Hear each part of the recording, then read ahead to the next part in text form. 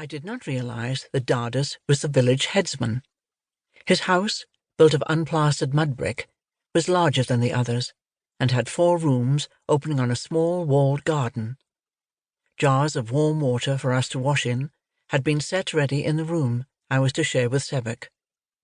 There was clean matting on the floor, and a fresh cover on each of the 2 bed-places. Someone had even put a shallow dish filled with trails of blue convolvulus on the high window-sill.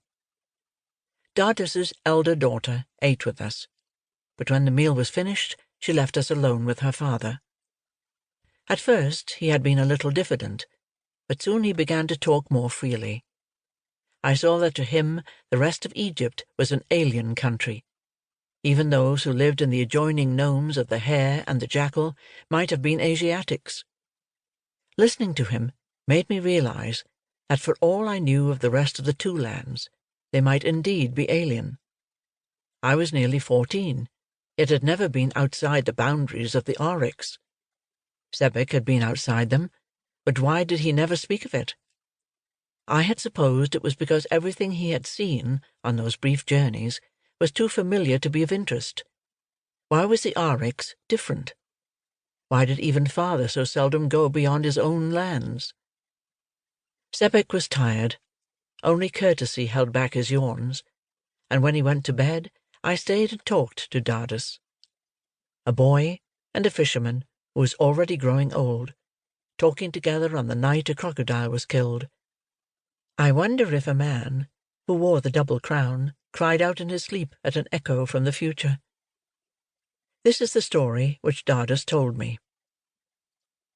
I was born in a village down river, but though it was less than 5 days' journey from the boundary of the Oryx, it might have been among foreigners that I grew up, so different is their way of life to ours. The priests taught us that the gods must be propitiated by gifts, and that if these were considered unworthy, a plague or a famine would be sent as punishment. So when, it was more than 12 years ago, the river fell lower than in living memory, it was easy for us to believe it was a sign of Newt's anger that the water stank and the mud-flats grew wider every day. My brother and I took our last possession of any value. It was a necklace which had belonged to my mother, 5 turquoise beads on a knotted cord, and added it to what was being collected from the 4 other villages, which paid tribute to the same temple.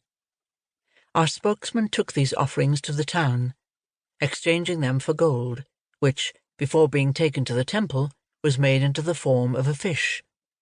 Still the river did not rise, and when the spokesman went again to the temple, he was told that Newt would not relent until one of us had been made sacrifice to the river.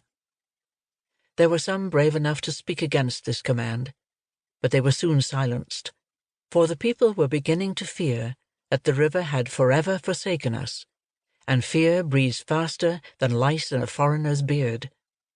Until the sacrifice was chosen, no one knew ease. Whispers crept like thieves from house to house. Who shall it be? Which of us has angered Newt and made us suffer? Because of their ignorance, they chose the one who was least like themselves. She was a woman named Hyub, who, though blind since birth, had shown herself to have a sight which is not possessed by ordinary people. The others found it easy to forget how she had always been gentle, and had given them cause to honour her. But I could not forget how when I was a child she had saved me from becoming a cripple. I had been lame for a long time, and Hyub had come to my mother, and asked if she might be allowed to look for the cause of my hurt. My leg was swollen, and I could not sleep for pain. Hyub took the foot between her hands, and put it against her forehead.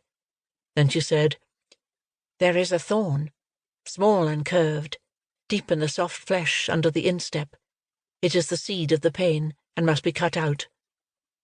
She marked my foot with quail's blood where the cut must be made. The thorn was found, and the wound soon healed.